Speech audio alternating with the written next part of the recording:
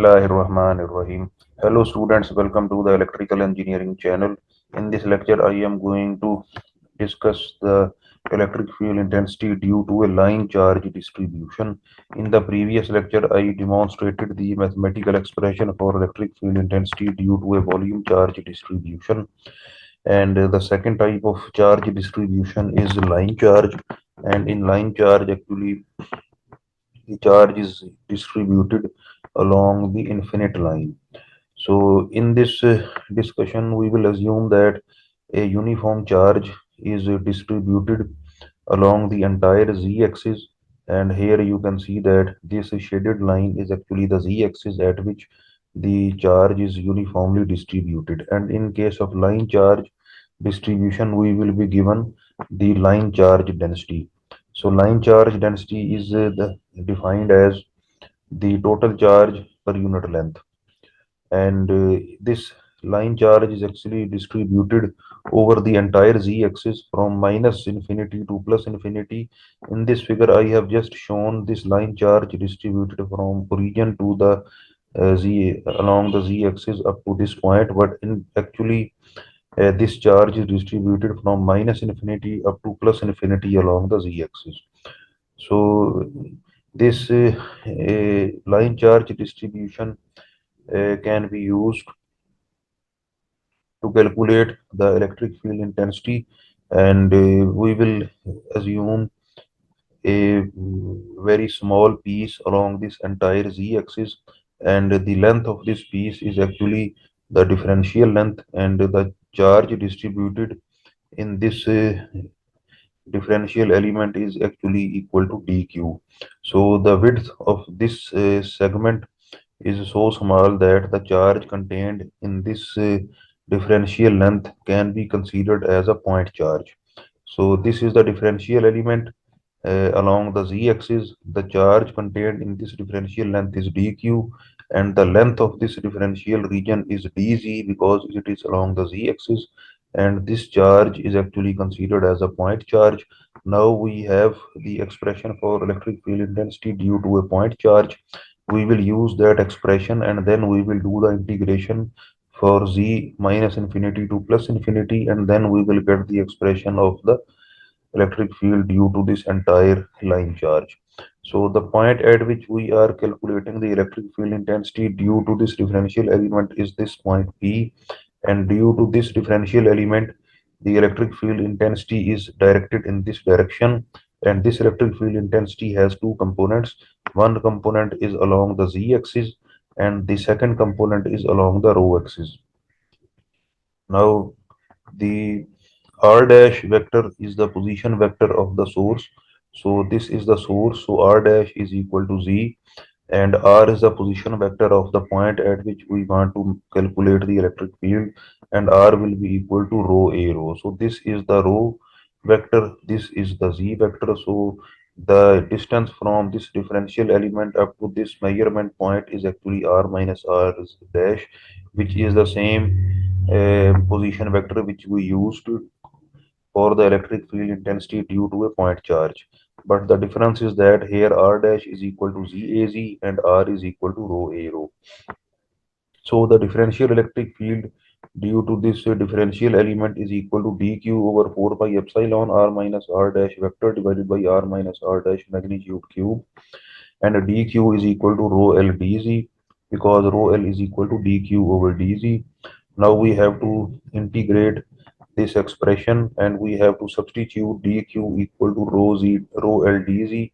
So this is rho l dz 4 pi epsilon r minus r dash is equal to rho a rho minus z a z, and it will become rho a rho minus z a z vector, its magnitude and its cube. So it will become rho square plus z square raised to power 3 by 2, and it will be rho a rho minus z a z, and this expression will be same, and dz will be brought over here. Now, due to symmetry, the z component of the electric field will be equal to 0, because in this case we have assumed that this is our point charge, and due to if we have a point charge over here, then the electric field intensity at this point p will be directed in this direction. But Assume that we have an infinite line charge, so the quantity of charge that we have along the positive z-axis will be the same as the quantity of line charge that we have along the minus z-axis. So the net electric field at this point will be in the direction of rho vector. So there will be no z component of the electric field at this point if we have an infinite line charge. So in deriving this expression, we will assume that Ez will be equal to 0.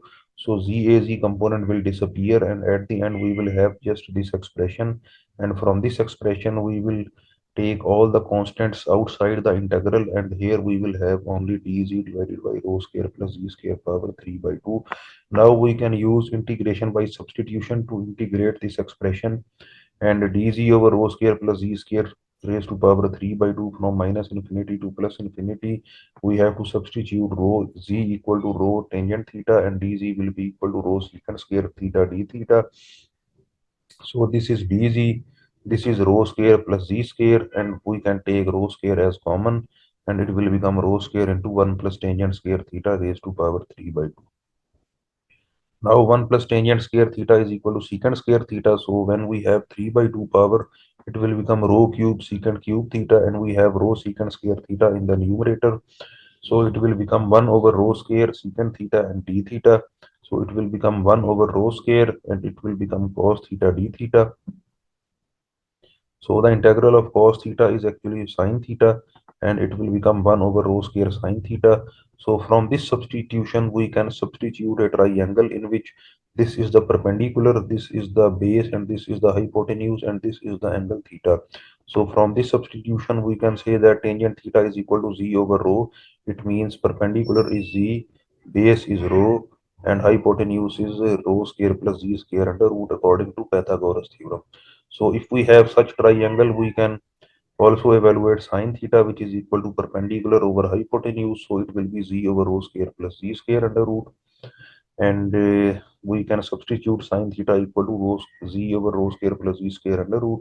And when we put these limits of integration, so first limit is z is equal to infinity. So it means if z is equal to infinity, or z is very, very large value, then rho square plus z square will be approximately equal to z square. So it will become z under root, and z over z square under root will be equal to 1. So it will be 1. And if I substitute minus infinity over here, it will become minus 1. So the final answer of this infinite integration is 2 over rho square. So we can substitute this 2 over rho square in this expression in place of this integral. So our mathematical expression for the electric field will be simplified to rho L rho A rho divided by 4 pi epsilon into 2 divided by rho square. So it will become rho L over 2 pi epsilon rho A rho. So this is the expression for electric field due to a line charge. Now I will solve one example to get a deeper insight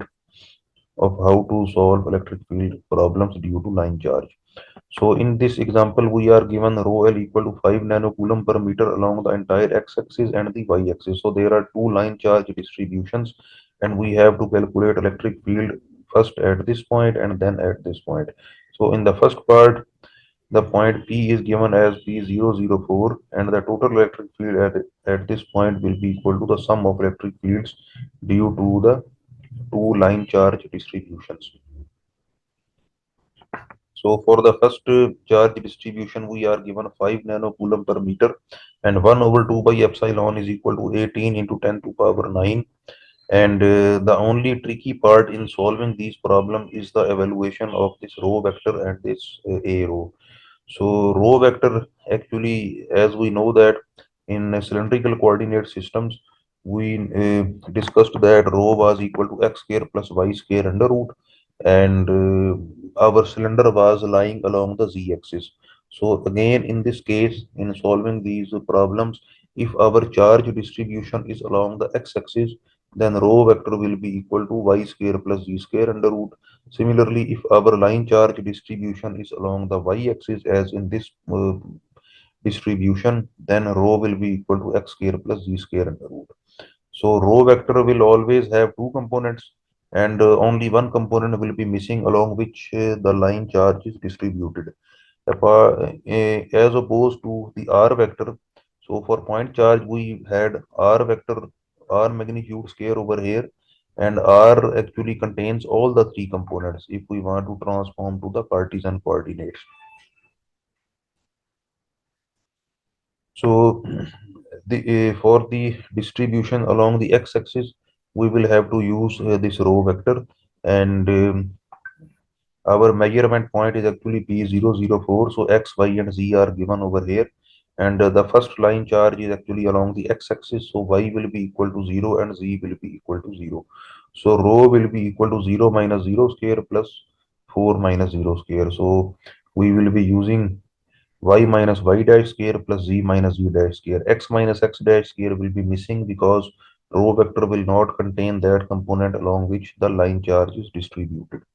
And in this expression, we will again be using the same expression for the row, but since this charge distribution is along the y-axis, so the row vector will not contain the y component. So it will be x minus x dash square plus z minus z dash square. So z is equal to 4, z dash is equal to 0, and this is the row vector which is given for the first charge.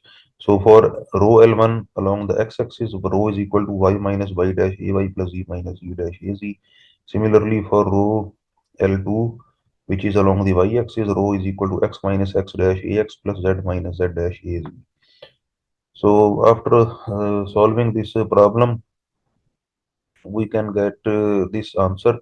And one more thing to remember is that we have a row divided by row, so it will be written as row vector divided by row magnitude square. So this is row magnitude square, and here we will have the row vector, and row vector is same as we have used over here. So 0ax plus 4az. So this is 4az. Again, in this case, this is row magnitude square, and this is 0ax plus 4az. So we will have 4az over here. So we can solve this equation, and at the end we will get 90 by 4az plus 90 by 4az. So the final answer is 45 az volts per meter. So I have explained this thing in more detail in this slide. So for row L1, rho is equal to y minus y dash ay plus z minus z dash az.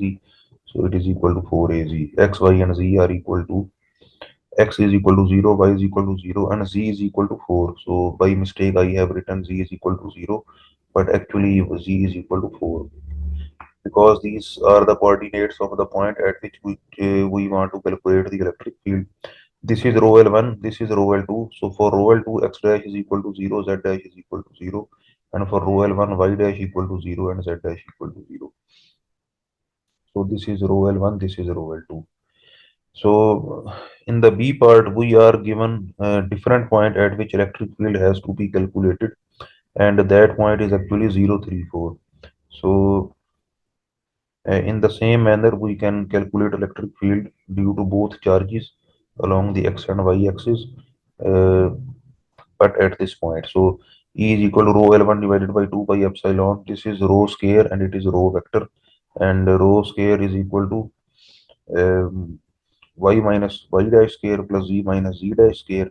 So these are x, y, and z, and these are x dash and z dash, and these are y dash and z dash. So it will be 3 minus 0 square plus 4 minus 0 square. So the same will be used in the numerator term along with the component. So 3ay plus 4az. And the second charge distribution is along the y-axis, so it will be rho L2 divided by 2 pi epsilon um, x minus x dash square. So x minus x dash square plus z minus z dash square. So it will be 4az. So we can simplify these expressions, and at the end we will get the final answer of 10.8 ay plus 36.9 az volts per meter. And we have to remember that E rho is equal to rho L over 2 by epsilon rho A rho, and rho L over 2 by epsilon rho vector over rho magnitude. So it will become rho L over 2 by epsilon rho vector over rho square. So that is all about our today's lecture on electric field due to a line charge. For watching more lectures, please subscribe this channel. Until the next lecture, it's goodbye.